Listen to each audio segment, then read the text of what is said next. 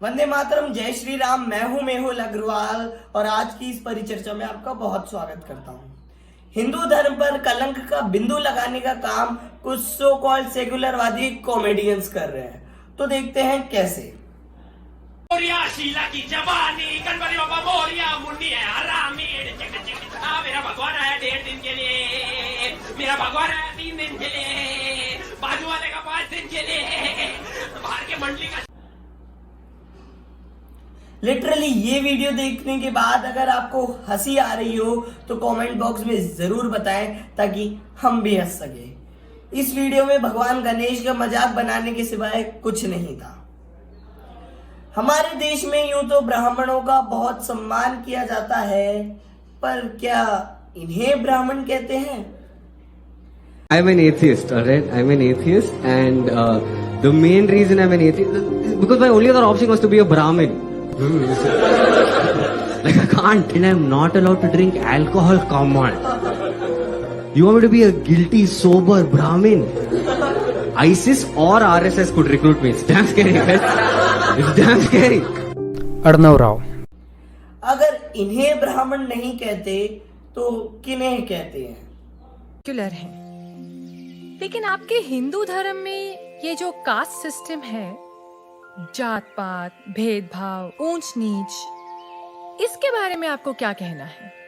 हाँ बेटी, इन्हीं बुराइयों ने तो हमारे सनातन धर्म को कलंकित कर दिया है और मैं बेटी इसका सख्त विरोध करता हूँ। लेकिन बेटी, क्या तुम जानती हो, ये ब्राह्मण, क्षत्रिय, वैश्य और शूद्र जातियां नहीं हैं, ये 4 वर्ण हैं और इन 4 वर्णों का विभाजन जन्म के आधार पर नहीं, कर्म के आधार पर किया गया है। समाज की उत्कृष्ट व्यवस्था के लिए, गवर्नेंस के लिए स्वयं मनुष्य ने इन वर्णों को बनाया है। बेटी, जो तेज बुद्धि वाले थे उन्हें पूजा पाठ, पठन पाठन, यज्ञ हवन और ज्ञान का प्रचार सौंपा गया, वे ब्राह्मण कहलाए। अच्छा, तो इन्हें ब्राह्मण कहते हैं। सो अर्णव जी उर्फ सो कॉल्ड सेक्युलरवादी ब्राह्मण जी, आपके मस्तिष्क में ज्ञान की गंगा नहीं, गंदगी का नाला बह रहा है। आपको शर्म आनी चाहिए अपने आप को ब्राह्मण बताने में। And he is defending. आप एक हिंदू होके आप लोग को शर्म आनी चाहिए। नहीं, ये he is telling is secular है। नहीं, आप तो लोग सेक्युलर कॉमेडी जिस दिन इनके आपने डैडी है ना यहाँ पे होएगा ना कॉमेडी का, वहाँ पर भी ना सबसे पहले गणेश जी की पूजा हुई होगी। आप लोग को हिंदुओं के नाम पे शर्म आनी चाहिए कि आप एक बार मुसलमानों के ऊपर बोल दो, एक शब्द यहाँ पर खड़े होके मैं बोलती हूँ। अगर वैसे किसी के बारे में भी गलत क्यों बोलना, हमारे मुस्लिम भाइयों के बारे में भी क्यों गलत बोलना, पर इन मैडम ने कुणाल कामरा को चुप करा दिया है। कुणाल कामरा जी बहुत बोलते हैं, बहुत बोलते हैं, बहुत बोलते हैं, पर मैडम आपको सल्यूट है जो आपने इन्हें चुप करा दिया।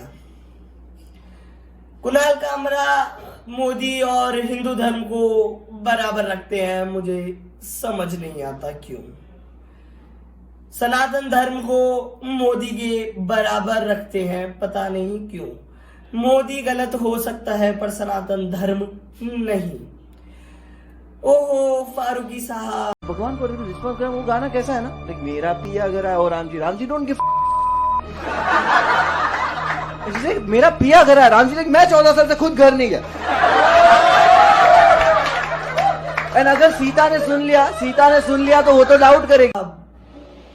फारूकी साहब की बात हो ही गई है तो मैं फारूकी साहब आपको बताना चाहता हूं कि आपने जो हमारे भगवान श्री रामचंद्र पर सवाल उठाए हैं, तो उससे पहले आप अपने प्रिय रिश्तेदार शाहजहां और पूरे मुगल परिवार का जो है इतिहास पढ़ लीजिए। उसके बाद जो है भगवान श्री रामचंद्र पर सवाल उठाइए, जिनके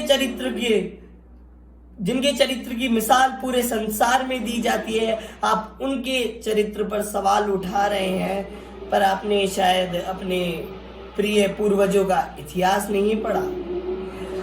ये तो कुछ ऐसे लोग हैं जो भौंकेंगे, पर दुख मुझे वहां होता है जब मेरे ही कुछ हिंदू भाई या फिर जो किसी भी धर्म से ताल्लुक रखते हैं और किसी भी धर्म का मजाक बनाए और उस पर आप लोग हंसते हैं इनकी बकवासी बातों पर और उन्हें नाम दिया जाता है कॉमेडी का।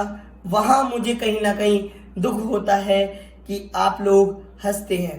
काफी मेरे भाइयों ने, मैंने इस वीडियो में देखा है कि काफी भाई और मेरे बहन हंस रहे हैं, मुझे उन पर भी इनके साथ साथ शर्म आ रही है।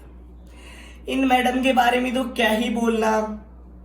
इस रद्दी किताब के लिए मैंने 15 रुपए खर्च किए।